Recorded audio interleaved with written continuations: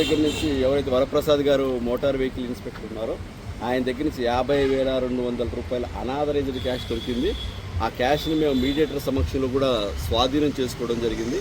ఆ క్యాష్లో కూడా మీకు చూపిస్తాం కావాలంటే నీట్గా లైసెన్స్ కింద, ట్రాన్స్పోర్టేషన్ కింద, రెన్యువల్ కింద మంచి ఎవరో సంథింగ్ ఒక ఏజెంట్ పేరు చెప్తాం, అది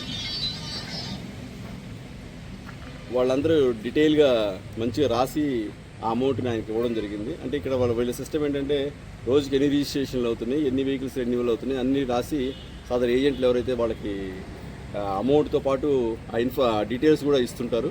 అట్లాంటి బండిలే దొరికింది. అందులో ఒక ఏజెంట్ ఆయనకి ఇచ్చినటువంటి ఆ స్లిప్పు, అమౌంట్ మీడియేటర్ సమక్షంలో స్వాధీనం చేసుకున్నాం.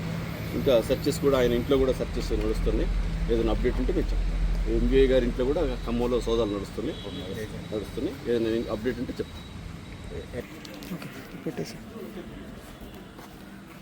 ఆ వీడియో పెట్టేసి